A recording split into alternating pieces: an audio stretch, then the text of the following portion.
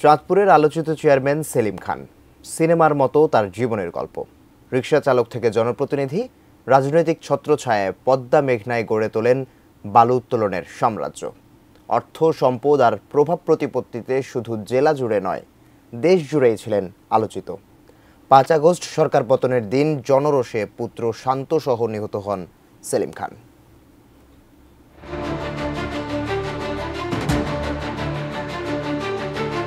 সেলিম খান গল্পের চেয়েও চমকপ্রদ তার উত্থান পর্ব। হতদরিদ্র ঘরে জন্ম, ছিলেন রিকশা চালক।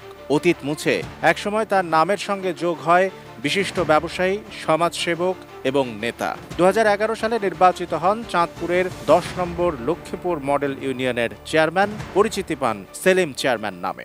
অস্ত্রের ভয় দেখাইয়া, ইয়াবার ভয় দেখাইয়া এইভাবে নিছে, কিলাইছে, মারছে, অনেক অত্যাচার করছে। চেয়ারম্যান হওয়ার পর আর পেছন ফিরে তাকাতে হয়নি তাকে। মেঘনা নদীতে অবৈধ ড্রেজিং আর একচেটিয়া বালু ব্যবসায় তিনি বনে যান শত কোটি টাকার মালিক। জেলার সাবেক মন্ত্রীর ছত্রছায়ায় হয়ে ওঠেন বেপরোয়া।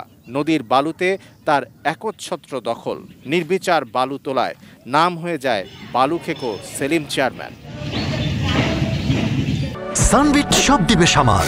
সানবিট ম্যাজিক প্রেস ডিশওয়াশিং এর মাথা ঘোরানো সলিউশন। গড়ে ওঠে অর্থবিত্তের বিশাল সাম্রাজ্য। সিনেমায় বিনিয়োগ সূত্রে গ্ল্যামার জগতেও ছড়িয়ে পড়ে তার নাম ডাক। বড় ছেলে শান্ত খানকে বানান সিনেমার নায়ক।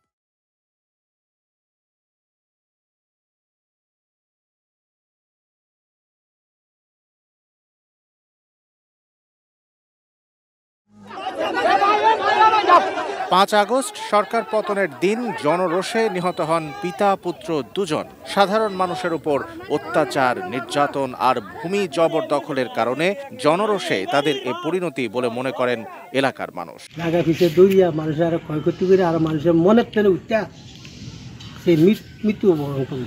জনগণের কাছাকাছি যাওয়া যায়, এই জনগণের যে চোখের ভাষা, মুখের ভাষা, এটা আমাদেরকে বুঝতে হবে। নির্বাচিত হওয়ার পর কিন্তু তাকে অবশ্যই বুঝতে হবে যে আমি শুধু ওই দলেরই নেতা না, আমি গোটা জনগণেরই নেতা। জনপ্রতিনিধিরা দলের নয়, জনগণের। তারা দখলবাজ, জুলুম, নির্যাতনকারী হয়ে উঠে জনবিচ্ছিন্ন হয়ে পড়েন। তাতেই ঘটে এমন মর্মান্তিক ঘটনা। Shamsul Arefin, desk report, ATN news.